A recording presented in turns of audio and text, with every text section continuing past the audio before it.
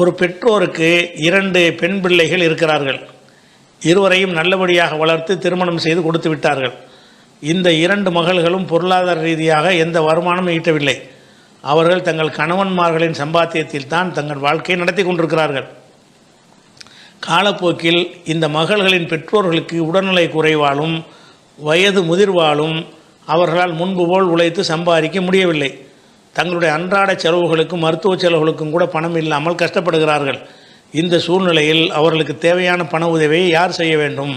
இது யாருடைய கடமை அப்படின்னு சொல்லி இலங்கையிலிருந்து ஃபாரூக் என்பவர் கேட்குறார். அதாவது இப்போ ஆம்பளை பிள்ளை இல்லாத பெற்றோரை பற்றி நீங்கள் கேட்குறீங்க. ஆம்பளை பிள்ளை உள்ள பெற்றோராக இருந்தால் அந்த பெற்றோர் அந்த ஆம்பளை பிள்ளை வீட்டில் வச்சு அவனை பராமரிச்சிருவான். சமூக அமைப்பில் பெற்றோர்கள்லாம் அந்த மகனோடு தானே இருப்பாங்க பெரும்பாலும். அப்போ அந்த அடிப்படையில் சரியாக வந்துடும். பொம்பளை பிள்ளை பெற்றவங்களாக இருந்தால் நடைமுறை வாழ்க்கையில் என்ன வருதுன்னு சொன்னால், பெண்கள் வேறு ஒருத்தன் வீட்டுக்கு போயிடுவாங்க. நம்ம வீட்டில் இருக்க மாட்டாங்க. கல்யாணம் பண்ணி கொடுத்தோம்னா கணவன் வீட்டுக்கு அவங்க போயிடுவாங்க. அதில் ஒரு மெம்பர் ஆயிடுவாங்க. இந்த குடும்பத்தை பற்றியான எந்த ஒரு சுமையும் அவங்களுக்கு இருக்காது. தாயை கவனிக்கணும், தகப்பனை கவனிக்கணுங்கிற அந்த கடமையெல்லாம் இல்லாமல் அவங்க தங்களை கவனிப்பதற்கே வேற ஒரு குடும்பத்தை சார்ந்து போய் இருந்துடுறாங்க. அப்படி தான் நீங்கள் சொல்கிற இந்த சம்பவத்தில் இருக்கிறது. 2 பொம்பளை பிள்ளைகளையும் கல்யாணம் பண்ணி கொடுத்துட்டாங்க. அவங்க எந்த சம்பாத்தியம் இல்லை. அவங்களே கணவர்களை சார்ந்து தான் இருக்கிறார்கள். அப்படி இருக்கிற ஒரு நேரத்தில் இந்த பெற்றோருக்கு இப்போ முடியலை. பெற்றோருக்கு என்ன செய்யலை? முந்தி மாதிரி உழைக்க முடியலை, சம்பாதிக்க முடியலை. சம்பாதிக்க முடிஞ்சால் அவங்களே இதை பார்த்துக்கொள்வார்கள். அப்போ தள்ளாத வயசு ஆகும் பொழுது அவங்கள யார் கவனிக்கிறது? அதான் கேள்வி. கவனிக்கிற பெற்றோர்களை கவனித்தல் என்பதை பொறுத்த வரைக்கும் ஆம்பளை தான் பெற்றோரை கவனிக்கணும், பொம்பளைக்கு பெற்றோரை கவனிக்கிறது இல்லை அப்படிங்கிற மாதிரி நிறைய பேர் நினைக்கிறாங்க. ஒரு ஆம்பளை பிள்ளை இருக்கும்போது அப்படி நினச்சால் சரி, கூடுதல் தகுதி உள்ளவன் இருக்கிறான், அவன் 2 மடங்கு சொத்து வாங்குவான்ல, அதனால் அவன் கவனிக்கட்டோம்னு விட்டுடலாம். ஆம்பளை பிள்ளை இல்லாமல் இருக்கிறாங்க, அப்போ என்ன வருதுன்னு கேட்டால் பொம்பளை பிள்ளை கவனிக்கணுமாங்கிற ஒரு அடிப்படையில் கேட்குறீங்க. அப்போ ஆம்பளை பிள்ளையாக இருந்தால் பொம்பளை பிள்ளையாக இருந்தாலும் 2 பேரும் அவங்க தானே பெற்றாங்க. பெற்றோர் என்கிற ஒரு அந்த சுமையை சுமந்தார்களே, ஆம்பளை பிள்ளைக்கு அந்த சுமையை தான் அவங்க சுமக்கிறாங்க. பொம்பளை பிள்ளையை பெற்றவர்களும் அதே சுமையை தான் சுமக்கிறார்கள். அப்போ பெற்றோர் கவனியுங்கள் என்ற அந்த கட்டளை ஆண்களே உங்கள் பெற்றோரை கவனியுங்கள் அப்படி குரானில் எங்கேயாவது சொல்லப்பட்டிருக்கா? குரானில் சொல்லப்படுற எல்லா இடமுமே எப்படி வரும்னு கேட்டால், அல்லாவுக்கு அல்லாஹ் வணங்குங்க, அல்லாவுக்கு இணை கற்பிக்காதீர்கள், பெற்றோரை நல்லபடியாக நடத்துங்கள்னு சேர்ந்து வருது. அப்போ இணை கற்பிக்காதீர்கள் என்பது யாருக்குரிய கட்டளை? ஆம்பளைக்குள்ள மட்டும் கட்டளையா, பொம்பளைக்கும் சேர்த்தா? அல்லாவுக்கு இணை கற்பிக்காதீர்கள்னு சொல்லிவிட்டு பெற்றோரை கவனியுங்கள்னு அல்லாஹ் சொல்கிறான். அப்போ அல்லாவுக்கு இணை கற்பித்தல் என்பதில் யாரெல்லாம் வருவா? ஆண்களும் வருவாங்க, பெண்களும் வருவாங்க. பெண்களும் இணை கற்பிக்கக்கூடாது, ஆண்கள் இணை கற்பிக்கக்கூடாது. அது மாதிரி தான் பெற்றோரை கவனித்தல் என்பதிலையும் ஆண்களும் வருவார்கள், பெண்களும் வருவார்கள். 2 பேரும் என்ன செய்யணும்? பெற்றோரை கவனிக்கணும். அபுதுல்லா, அல்லாவை வணங்குங்கள், ஒலா துஷ்ரிகு பிஹி ஷையா, அவனுக்கு எதையும் இணையாக்காதீர்கள், ஒபில் வாலிதானி ஹசானா, உங்கள் பெற்றோருக்கு நீங்கள் நல்லுபகாரம் செய்யுங்கள் அப்படின்னு சொல்லி 4:36 வசனத்தில் அல்லாஹ் சொல்லி காட்டுகிறான். அதே மாதிரி 6:151 வசனத்தில் சொல்லும் பொழுது பொதுவாக பெற்றோர் தான் சொல்கிறான். எப்படி சொல்கிறான்? குல் தால வத்துல்மா ஹர்ரமா அலைக்கும் ரப்புக்கும், உங்கள் இறைவன் உங்களுக்கு ஹராமாக்குனதை நான் உங்களுக்கு சொல்லட்டுமா அப்படின்னு கேட்டு அல்லாஹ் சொல்கிறான். அல்லா துஷ்ரிகு பிஹி ஷையா, அவனுக்கு அல்லாவுக்கு எதையும் இணை கற்பிக்காதீங்க, ஒபில் வாலிதன் எஹசானா, பெற்றோருக்கு நல்லபடியாக நடங்க அப்படிங்கிற ஒரு கட்டளை அப்படி நடக்காட்டி ஹராம், அது குற்றம் அப்படிங்கிற ஒரு விஷயத்தை 6:151 வசனத்தில் சொல்லும் பொழுது அதில் ஷிர்கோட சேர்த்து அது வருது. இணை கற்பித்தல் எப்படி ஆணும் பெண்ணுக்கு 2 பேருக்கும் தடை செய்யப்பட்டிருக்கிறதோ அது மாதிரி தான் பெற்றோரை கவனித்தல் என்ற கடமையும் ஆணுக்கும் உண்டு, பெண்ணுக்கும் உண்டு. அப்படி தான் சுமத்தப்பட்டு இருக்கிறது. அதே மாதிரி 17:24 வசனத்தில் ஓ கலா ரப்புக்க, உமது இறைவன் தீர்ப்பளிக்கிறான், முடிவு செய்து விட்டான், கட்டளை இடுகிறான், அல்லாஹ் தாபுது இல்லா ஐயாஹு, அவனை தவிர நீங்கள் யாரையும் வணங்கக்கூடாது, ஒபில் வாலிதன் இஹசானா, பெற்றோரை நல்லபடியாக நடத்துங்கள் என்று இறைவன் கட்டளையிடுகிறான். இது இணை கற்பிக்காதீர்கள்னு சொல்லிவிட்டு அடுத்து பெற்றோர் வருவாங்க. அல்லாஹ் தாபுது இல்லா ஐயாஹு, அவனை தவிர நீங்கள் யாரையும் வணங்கக்கூடாது என்றும், ஒபில் வாலிதன் இஹசானா, பெற்றோர் நல்ல முறையில் நடத்த வேண்டும் என்றும் அல்லாஹ் கட்டளையிடுகிறான். அப்போ அல்லாஹ்வுடைய கட்டளை என்ன? பெற்றோரை பார்த்துக்கிறங்கிற கட்டளை. ஆம்பளைக்கு அந்த கட்டளை, பொம்பளைக்கு அந்த கட்டளை இருக்கிறது. ஆண் இருக்கிறான் என்கிற ஒரு நேரத்தில் பெண்களுக்கு அந்த கட்டளை வலிமையாக வராது. வலிமை உள்ளவன், சக்தி உள்ளவன் சுமந்துக்கிறாங்க போது நீ எங்கள் வாப்பா கவனிக்கலன்னு அப்போ கேட்க மாட்டாங்க. கேட்க முடியாது. அதே நேரத்தில் வந்து பொம்பளை பிள்ளை மட்டும்தான் இருக்குமே, ஆனால் பெற்றோரை கவனித்தல்ங்கிற அந்த சும்மா அப்படி பொம்பளை மேலே தான் இறங்கும். அது மாத்திரம் இல்லாமல் அல்லாஹ் தொடர்ச்சியாக அந்த 17:24 சொல்லுகிறான், இம்மா எபுலுகன்ன இந்தக்கல் கிபர அஹது ஹுமாவு கிலாஹுமா, உன்னிடத்தில் உன்னுடைய பெற்றோர்கள் 2 பேருமோ அல்ல 2ல் ஒருவரோ முதிய வயதை அடைந்து விட்டால், முதுமையை அடைந்து விட்டால், ஃபலா தகுல்லஹுமா உஃபின், அவங்கள சி என்று சொல்லாதே, ஒலா தன்ஹர்ஹுமா, அந்த 2 பேரையும் விரட்டாதே, ஒகுல்லஹுமா கவுலன் கரீமா, அவங்களுக்கு மரியாதையான சொல்லை நீ சொல்வாயாக, கண்ணியமான பேச்சு தான் அவங்கள்ட்ட பேசணும். வஹ்வில்லஹுமா ஜனாஹ துல்லி மினர் ரஹ்மத்தி, இரக்கம் என்ற அந்த சிறகை தாழ்த்துவாயாக, அவங்களுக்காக என்ன செய்யணும், இறக்கப்படணும், நம்மளை பெற்ற தாய் நம்ம பெற்ற அப்படின்னு. ஒக்குள், மேலும் நீ சொல்வீராக, ரப்பிர் ஹம்ஹுமா கமா ரப்பயானி சகைரா, இறைவா எங்களை எப்படி வந்து என்னை எப்படி சிறுவனாக இருக்கும்போது இவங்க வளர்த்தார்களோ, கருணை கொண்டு வளர்த்தார்களோ அந்த மாதிரி நீ அருள் செய்வாயாக அப்படின்னு பெற்றோருக்காக துவா செய்வாயாகன்னு அல்லாஹ் சொல்கிறான் 17:24. இது யாருக்குன்னா ஆம்பளை பொம்பளை 2 பேருக்கும் தான். 2 பேருக்கும் அவள் தான் பெற்றோர். பெற்றோருங்கிறது மாறாது. புருஷன் வந்ததுனால பெற்றோரை புறக்கணிக்கணுங்களாம் வராது, அவங்களுக்கு அந்த கடமை இருக்கிறது. அது ஒன்றாச்சா. அதே மாதிரி வந்து இப்போ பெண்களுக்கு அந்த மாதிரி கடமை இருக்குது என்பதை சொல்லக்கூடிய ஹதீஸுகளும் இருக்கிறது. உதாரணத்துக்கு சொல்வதாக இருந்தால் புகாரில் 1852 ஹதீஸில் இருக்கிறது. ஒரு பெண்மணி ஜுஹைனா கோத்திரத்தை சேர்ந்த ஒரு பெண்மணி ரசூலுல்லாஹ்ட்ட வர்றாங்க. வந்து சொல்கிறாங்க, இன்னொம்மி நதர தன் தஹுஜ்ஜ ஃபலம் தஹுஜ்ஜ ஹத்தா மாத்தத், என்னுடைய தாயார் வந்து நேர்ச்சி செஞ்சு ஹஜ்ஜி செய்யாமல் மரணிச்சிடுறார்.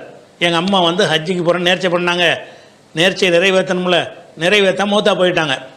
அப்போ அஹுஜோன்ஹா, என் தாய்க்காக வேண்டி நான் ஹஜ்ஜி செய்யலாமான்னு மக வந்து கேட்குறாங்க. மக கேட்குறாங்க, அம்மாவுக்காக வேண்டி நான் ஹஜ்ஜி செய்யலாமான்னு. அப்போ ரசூலுல்லாஹ் என்ன செய்கிறாங்கன்னா, நாம் செய்யி ஹுஜ்ஜி அன்ஹா, அவர் சார்பாக உன் தாய் சார்பாக நீ ஹஜ்ஜி செய்யி. அதுக்கு அடுத்து சொன்ன வார்த்தை முக்கியமானது. சொல்லிவிட்டு அரைத்தி லவ்கான் அலா உம்மிக்கு தெய்னுன், உன்னுடைய தாயார் மீது ஏதாவது கடன் இருந்தால் குந்தி காலியத்தன், நீ தான் நிறைவேற்றுவாய். உங்கள் அம்மாவுக்கு ஏதாவது கடன் வாங்கியிருந்தாங்கன்னா யார் கொடுப்பா? நீ தானே கொடுப்ப. அப்போ அல்லாவுடைய கடன் நிறைவேற்றுங்கிறாங்க. அப்போ பெற்றோர் பட்ட கடன் இருப்பது தெரிய வந்தால் மகளுக்கும் அதை அந்த கடனை தீர்ப்பதற்கு பாடுபடுற கடமை இருக்குது. ரசூலுல்லாஹ் எப்படி கேட்குறாங்க, உங்கள் அம்மா கடன் வச்சுட்டு போயிருந்தால் அந்த கடனை யார் கொடுப்ப? நீ தானே கொடுப்ப அப்படிங்கிறாங்க. ஒருவேளை ஆம்பளை பிள்ளை இல்லாத அம்மா கூட இருந்திருக்கலாம் அவங்க. அப்போ அராயத்து லவ்கானாலா உம்மிக்கு தைனுன், உன் தாயின் மீது இந்த ஆம்பளையை நோக்கி இதை கேட்கல, கேள்வி கேட்டவர் பொம்பளை தான். பொம்பளை தான் அம்மாவை பற்றி கேட்குறாங்க.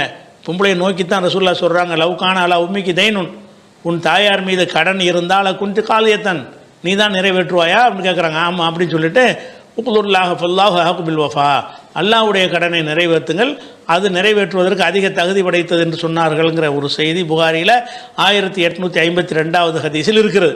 அப்போ இதன்படி பார்க்கும் பொழுது தாயும் தந்தையும் ஒரு கடனாளியாக யாற்றாவது கடன் வாங்கி கொடுக்க முடியாமல் இருந்தார்களே, ஆனால் மகன் எப்படி அந்த கடனை கொடுக்க வேண்டுமோ அந்த மாதிரி மகளும் கொடுக்கணும். எங்கள் அம்மா கடனாளியாக போனால் அவங்களுடைய இபாதத்தெல்லாம் பிடுங்கி அங்கிட்டு கொடுத்துருவான்லாம், எதிரி கொடுத்துருவான், கடனாளி கொடுத்துருவான், கடன் கொடுத்தவனுக்கு போயிடும் அமல்லாம் அப்படின்னு பயந்து என்ன செய்யணும்னு கேட்டால், தாய் தந்தை ஏற்பட்ட கடனை தாய் தந்தையர் ஹஜ்ஜி செய்யாமல் மரணித்தால் கடமையாக இருந்தும் அதை செய்கிறது மகள் கடமை. அது மாதிரி வந்துக்கிட்டு கடன் வாங்கிட்டு கொடுக்காம மரணித்தார்களே, ஆனால் அதை நம்ம எப்படியாவது கஷ்டப்பட்டு தீர்த்துறணும். கடனை தீர்த்துட்டோம்னு சொன்னால் மறுமையில் இவன் வந்து கிளைம் பண்ண மாட்டான், கடன் தீர்க்கலைன்னு சொன்னால் மறுமையில் கிளைம் பண்ணுவான், நம்ம அம்மா அப்பாவுடைய நன்மையெல்லாம் இவனுக்கு போயிடும் அப்படின்னு பயந்து அதை செய்கிற கடமை யாருக்கு இருக்கிறது? பெண்ணுக்கு இருக்கிறது. ஆம்பளை நிறைவேற்றிட்டான்னா இவனுக்கு இருக்காது, பொம்பளைக்கு இருக்காது. ஆம்பளை இல்லைன்னா இவளுக்கு தான் இருக்குது, அவள் தான் பிள்ளைண்டு தானே இருக்கிறான். அப்போ உன் தாயின் மீது கடன் இருந்தால் நீ தான் நிறைவேற்றுவாயின்னு ரசூலுல்லாஹ் என்ன செய்கிறாங்க, கேட்குறாங்க. அதே மாதிரி வந்து அஸ்மா ரலியல்லாஹு அன்ஹா சம்மந்தப்பட்ட ஒரு செய்தி புகாரில் 2620 ஹதீஸில் வருகிறது. அஸ்மாங்கிறவங்க யாருன்னு கேட்டால் ஏற்கனவே சொல்லிட்டோம், ஆயிஷா நாயுடைய சகோதரின்னா அம்மா வேறு, அப்போ அபூபக்கருடைய மகள் 2 பேரும், ஆயிஷாவுடைய தாயார் வேறு, அஸ்மாவுடைய தாயார் வேறு. அப்போ அஸ்மா என்ன செய்கிறாங்கன்னு கேட்டால் வந்து இஸ்லாத்துக்கு வந்துடுறாங்க. அவங்க ஜுபைரை கல்யாணம் பண்ணி மதீனாவில் வாழ்ந்துக்கிட்டு இருக்கிறாங்க. அப்போ அந்த நேரத்தில் என்ன செய்கிறாங்கன்னா, அவங்க தாயார் இஸ்லாத்துக்கு வரல. அஸ்மாவுடைய தாயார், அதாவது அபூபக்கருடைய மனைவி, அவர் இஸ்லாத்துக்கு வராதனால அவர் என்ன டைவர்ஸ் பண்ணிட்டார், வேணான்ட்டார். அவங்க மக்காவில் இருக்கிறாங்க. அப்போ என்ன செய்கிறாங்கன்னு கேட்டால், இந்த தாயார் வந்து மதீனாவுக்கு வர்றாங்க. மதீனாவுக்கு எப்போ வர்றாங்கன்னு கேட்டால் அந்த அக்ரிமெண்ட் காலத்தில் வர்றாங்க, இல்லாட்டி வர முடியாது. அந்த ஹுதைபியா உடன்படிக்கைக்கு பிறகு வரலாம் போகலாங்கிற மாதிரி வந்துருச்சு. இந்த சண்டையெல்லாம் நமக்குள்ளே வேணாம், நீங்கள் இங்கே வாங்க, நாங்கள் அங்கே வரலான்னு ஒரு ஒப்பந்தம் பண்ணாங்கல்ல. அந்த ஒப்பந்த காலகட்டத்தில் மக்காவுலேருந்து மதீனாவுக்கு போனாங்க, மதீனாவுக்கு மக்காவுக்கு வந்தாங்க, வரப்போவே இருந்தாங்க. அந்த ஒரு காலகட்டத்தில் நடந்த ஒரு சம்பவம் இது. அப்போ அந்த அம்மா வந்து அந்த அஸ்மா வந்து ரசூல்லாட்ட கேட்குறாங்க, அல்லாஹ்வுடைய தூதரை, என்னுடைய அம்மா வந்து என்னைய தேடி வந்திருக்கிறாங்க, அவங்க இணை கற்பிக்கிறவங்களா இருக்கிறாங்க, அவங்க முஸ்லீம் ஆவலை ஷிர்கில் தான் இருக்கிறாங்க, என்னை தேடி வந்துட்டாங்க, நான் வந்து அவங்கள வந்து வீட்டில் நான் வச்சுக்கிடலாமா, நான் சேர்த்துக்கிடலாமான்னு கேட்குறாங்க. அப்போ கேட்குறாங்க, ஒய்ய ராகைபத்தன் அஃபாசில் உம்மி, என் மீது ஆசைப்பட்டு ஆர்வத்தோடு என்னிடத்துல தாயார் வந்துட்டாங்க, நான் அவரை வந்து சேர்த்துக்கொள்ளலாமா அப்படின்னு கேட்குறாங்க. கால ரசூல்லா சொன்னாங்க, நாம் சிலி உம்மைக்கு, நீ உங்கள் அம்மாவை சேர்த்துக்க அப்படிங்கிறாங்க. அப்போ ஒரு பெண்ணை நம்பி தாய் வர்றாங்க. யாரை நம்பி வரல? ஆம்பளை பிள்ளையை நம்பி வரல. தாயை, நம்ம மக இருக்கிறாங்க, அங்கே போனால் நம்மளை பார்த்துக்கிடுவாங்க என்று சொல்லி வர்றாங்க. அவங்க முஸ்லீமாக கூட இருக்கலை. அப்படி இருக்கும்போது ரசூல்லா அந்த அஸ்மா என்ன நினைக்கிறாங்கன்னா, இந்த அம்மா வந்து முஸ்லீமாக இல்லாமல் இருக்கிறாங்களே, அவங்கள எப்படி சேர்த்துக்கொள்வதுன்னு அவங்களுக்கு டவுட் வருது. அப்போ ரசூல்லாட்ட கேட்குறாங்க, இல்லை அது தாயெல்லாம் வந்தால் நீ இஸ்லாத்துக்கு வந்தனால தாய் பிள்ளை இல்லைன்னு ஆயிருமா, அதனால் என்ன செய்கிறாங்க, சிலி உம்மைக்கு, உன்னுடைய அம்மாவோட நீ சேர்த்துக்கங்கிறாங்க. அப்போ வந்து அஸ்மா வந்து யார் வீட்டில் இருக்கிறாங்க? ஜுபைர் வீட்டில் இருக்கிறாங்க. அப்போ ஜுபைருடைய பொறுப்பில் இருக்கும் பொழுது அம்மாவை சேர்த்துக்கன்னு அவங்க ரசூல்லா சொன்னது எதை காட்டுதுன்னு கேட்டால், ஒரு பெண் வந்து இயலாத நிலையில் அவங்க தாயை வந்து கணவன் வீட்டோடு வைத்து கொண்டால் அந்த கணவன் தடுக்க முடியாது. அதான் அதில் விளங்குறது. அஸ்மா தனி வீடாக பிடிச்சி வச்சுருந்தாங்க. அஸ்மாங்கிறவங்க இருந்தது ஜுபைருக்கு மனைவியாக இருக்கிறாங்க. ஜுபைருக்கு அவங்களுக்கு அந்த ஒரு வீடு தான். அந்த வீட்டில் அஸ்மாவுக்குண்டு ஒதுக்கின ஒரு ரூம் இருக்கும்ல, அந்த ரூமில் தாயையும் கூட வச்சுக்கிடுவாங்க. என் வீட்டுக்கு ஏன் வர்றேன்னு ஒரு கணவர் கேட்க இயலாது. அது கணவர் மீது அது கடமைங்கன்னு வருகிறது. எந்த கடமை? மாமியார்களை தாய் இந்த மகளுக்கு ஒன்றும் செய்ய முடியாத நிலையில் இருந்தால் மகளுடைய கணவன்மார்கள் நினைத்து பார்க்கணும், இவளுக்கும் அவள் தாய், அவள் தாயை வந்து கவனிக்கிற கடமை என் பொண்டாட்டிங்க இருக்கிறது. அவளுக்கு அந்த கெப்பாசிட்டி இல்லை என்றால் நான் தான் அதை செய்யணும். என் மனைவிக்கு தேவையான உதவிகளை செய்யணுமா இல்லையா? அதனால் வந்து அந்த பெண் வீட்டில் வந்து அவங்க தாயாரை வைத்து கொள்வது என்னமோ பயங்கரமான உலகமகா கிரிமினல் குற்றம் மாதிரி சமுதாயத்தில் ஆக்கி வச்சுக்கிட்டாங்க. விளங்குதா? தகப்பன் அந்த புருஷனுடைய தாய் தந்தையர்லாம் அவரோட இருப்பாங்களாம். இந்த பெண்ணுடைய தாய் தந்தையர் வந்து அவளோட இருப்பாங்களா? எப்படி நீ வந்து மக வீட்டில் போய் இருக்க போச்சு அப்படிங்கிறமோ பயங்கரமான குற்றம் மாதிரி பார்க்குறாங்க. ஆனால் அல்லாஹ்வுடைய ரசூல் என்ன செய்கிறாங்க? உங்கள் அம்மாவை சேர்த்துக்கங்கிறாங்க. யார் வீட்டில் அவங்க இருக்கிறாங்க? அந்த அஸ்மா வந்து பெரிய பங்களா கட்டி தனி வீட்டில் இருந்தாங்களா? அந்த ஜுபைர் வீட்டில் தான் கஷ்டப்பட்டுட்டு இருந்தாங்க. அது கஷ்டமான ஒரு ஜீவனை வேறு. ஜுபைர் வந்து பெரிய வசதியானவர்லாம் கிடையாது. மூத்தா போகும்போது பெரிய வசதி உள்ளவர் ஆகி மூத்தா போனார், அது வேறு விஷயம். இந்த சம்பவம் நடக்கிற காலத்தில் வந்து ரொம்ப கஷ்டப்படுற மனைவியையும் வேலை கூட ஆள் வைக்காமல் மனைவியை வீட்டு வேலை செய்ய வச்சு அந்த மாதிரி கஷ்டப்பட்டுட்டு இருந்த ஒரு ஆள் யார்? ஜுபைர். அப்படி கஷ்டஜீவன் நடத்தினா கூட மனைவிட்ட ரசூல்லாட்ட கேட்குறாங்க, இந்தம்மா அவன் புருஷன்ட்ட கேட்டுக்க, நீ பாட்டுக்கு வீட்டில் சேர்த்தின்னா அவன் புருஷன் அப்படின்னு ரசூல்லா சொன்னாங்களா? நம்ம போய் கேட்குறாங்கல்ல. கேட்கும்போது ரசூல்லா அணிஞ்சிருக்கனே, ஏமா அவனுக்கு தனி வீடாக இருக்குது, நீனே கணவன் வீட்டில் இருக்கிற, கணவன் வீட்டில் இருக்கும் உங்கள் அம்மா கொண்டு எப்படி வைப்ப அப்படின்னு ரசூல்லா அப்படி கேட்டிருக்கணும்ல. அப்படி கேட்கல. என்ன செய்கிறாங்க? நீ சேர்த்துக்கணும் என்ன அர்த்தம்? இது எவன்ட்டையும் கேட்குற விஷயம் கிடையாது. மனைவிங்கிற அந்த உரிமையிலே அவங்களுக்கு செய்ய முடியும். மனைவியாக இருக்கிறாங்க நீங்கள் சொல்கிறீங்களா, அந்த மனைவிமார்கள் அவங்களுடைய பெற்றோர்களை வந்து என்ன செய்யலாம்? அந்த எங்கள் வீட்டில் எங்கள் வீட்டுக்கு வந்து இருந்துக்கிறங்கன்னு அவங்க சொல்லலாம். அதை வந்து இவங்க ஒத்துக்கொள்ளணும். அந்த கணவனும் கணவனை சேர்ந்தவர்களும் அவளுக்கு அந்த உரிமை இருக்குது. நான் வந்து புருஷன் இவனுக்கு அவள் அப்பா அம்மாவோட இருக்கலாம்னா அவளுக்கும் வேறு வழி இல்லாட்டி இருக்கலாங்கிறது எப்படி நீங்கள் மறுப்பீங்க? அதெல்லாம் சேர்த்து தான் நீங்கள் செய்ய வேண்டிய கடமை. அதனால் இந்த ஜுபைருடைய இது புகாரில் 2620 ஹதீஸில் இருக்குது. அதனால் மகள்களுக்கும் அந்த கடமை இருக்குது. அந்த மகள்களுக்கு உரிய கடமை அந்த கணவன் செய்வார். அல்லது இருக்கிற நிறந்து சாப்பிடுங்க. தாய்க்கு பக்கத்தில் அரவணைப்பாக இருக்கிறதுங்கிறது ஒரு மகளுக்குள்ள கடமை தானே. அவங்க அப்படி சந்தோஷம் இருந்தால் தானங்க உங்களுடைய சந்தோஷமாக இருப்பாங்க. அம்மா சாப்பிட்டாங்களா என்ன இப்படி கவலைப்பட்டுட்டு இருந்தாங்கன்னா உங்களோட இப்படி சந்தோஷமாக இல்லை வாழ்க்கை நடத்த முடியும். இப்போ கணவன்மார்கள் என்ன செய்யணும்னா, தங்கள் மனைவிமார்களுடைய பெற்றோர்கள் கஷ்டப்படுவது தெரிய வந்தால் அவர்களை தங்களோடு கொண்டாந்து அழைத்து வைத்துக் கொள்ளணும். அந்த அளவுக்கு வந்தால் தான் அது ஒரு கடமை. அப்படி கடமையாக இருக்க போய் தான் ரசூலுல்லாஹ் அதை சொல்கிறாங்க. தங்களோடு வைத்துக் கொள்ள வேண்டும். தேவைப்பட்டால் அது என்ற பெரிய அளவுக்கு நீ கொடுக்க தேவையில்லை. இன்றைக்கி உள்ள காலத்தில் வந்து ஒருத்தரை பராமரித்தல் என்பதற்கு வந்து சும்மா அரவணைப்பு தான் தேவை இருக்குமே தவிர மற்றபடி நீங்கள் பெருசாலும் செய்ய வேண்டிய. ஏன்னா அரசாங்கத்தில் இலவசமாக அரிசி கொடுக்குறான், 20 கிலோ அரிசி. அதை வாங்கி கொடுத்தாலும் அவங்க 2 பேருக்கு சாப்பிட போதுமானதாக இருக்கும். நீங்கள் செலவுக்கெலாம் காசு கொடுக்க வேண்டிய தேவையெல்லாம் இருக்காது. அப்படி வசதியற்றோம் நீங்கள் இருந்தீங்கன்னு சொன்னால் அவங்களுடைய ரேஷன் கார்டை காட்டி 20 கிலோ அரிசியை வாங்கிட்டு வந்தீங்கன்னா 2 பேரும் சேர்த்து 20 கிலோ அரிசியை தின்றுவாங்க. வயசான ஆளுக்கு. அப்போ வந்து அந்த தேவைகள் அது வேறு வருது. அப்போ குடும்பத்தில் வைக்கின்ற 1000 ரூபா கொடுக்குறாங்க, அந்த பணத்தை கூட அவங்க வாங்கினாங்கன்னா கூட அது போயிடும். இப்போ அரவணைப்பு தான் இப்போ தேவை. அது இருக்கிற இடத்துல ஒரு இடத்துல ஒண்டிக்கிட்டு இருக்க போகிறாங்க, மகள் பார்த்துக்குருவாங்க, அவங்கள பாத்ரூம் இது பண்ணால் க்ளீன் பண்ணுவாங்க. அப்போ இந்த தாயை கவனிச்சோங்கிற ஒரு நன்மை அவங்களுக்கு கிடைக்கணுமா இல்லையா? தாயை கவனிப்பதற்கு எவ்வளோ நன்மைகள் இருக்குது மறுமையில். அந்த நன்மை வந்து அந்த பெண்ணுக்கு கிடைக்கணுமா இருந்தால் அவங்க என்ன செய்யணும்? இது என் வீட்டில் நான் வச்சுக்கிறேன், எனக்கு உரிமை இருக்குது, அவருக்கு நீங்கள் சொல்லணும். இந்த சுபைரோட ஹதீஸை எடுத்து சொல்லுங்கள், இந்த புகாரியோட ஹதீஸை எடுத்து சொல்லி. புகாரில் 2620 ஆகும் முஸ்லீமாக தான் இருப்பாங்க. ரசூல்லா காலத்தில் இப்படி தான் இருந்திருக்குது. அதனால் நீங்கள் மறுக்கக்கூடாது. என் தாயாரை கொண்டாந்து என் வீட்டில் வச்சுக்கிறேன் அப்படின்னு சொல்லிட்டு வயசான காலத்தில் வைக்கிறீங்க. நல்ல திரகாத்திரமாக இருக்கும், வைக்க தேவையில்லை. அவங்க சுயமாக இருந்து கொண்டால்னா நல்லது. இங்கே இல்லாட்டி பஞ்சாயத்து உண்டாக்கிடுவாங்க. அப்படி இல்லாமல் இருந்து முடியாத நேரத்தில் வந்தாங்கன்னு சொன்னால் அவங்களுக்கு ஏதோ சாப்பாடு கொடுப்பீங்க, அவ்வளோதான் கொடுப்பீங்களே தவிர பெருசாக ஒன்றும் செய்ய போகிறதில்ல. அதிகபட்சமாக ஒரு மருத்துவ செலவு அந்த மாதிரி தான் வரும், வேறு ஒன்றுமே வராது. அந்த மருத்துவத்தை கூட இன்றைக்கி நவீனத்தில் என்ன செய்கிறாங்கன்னா, தமிழகத்தை பொறுத்த வரைக்கும் இலவச மருத்துவங்களை எல்லாம் அரசாங்கத்தில் நிறைய ஸ்கீம்கள் மூலமாக உங்களுக்கு கிடைக்கிறது. அந்த மாதிரி டயாலிசிஸ் சென்னையில் இருந்தீங்கன்னா டயாலிசிஸே ஃப்ரீயாக பண்ணுறதுக்கு எத்தனை நிறுவனங்கள்லாம் இருக்கிறாங்க. அது மாதிரி நீங்கள் ஒத்துழைப்பு மட்டும் தான் நீங்கள் கொடுக்க போகிறீங்க. இதில் உங்களுடைய இந்த தாயாரை தந்தையரை கொண்டாந்து பெண்களாக இருக்கக்கூடியவங்க உங்கள் வீடுகளில் வைத்துக் கொள்வதன் மூலமாக பைசா செலவழிக்க நீங்கள் தேவையே இருக்காது. இருந்தாலும் செலவழிங்க.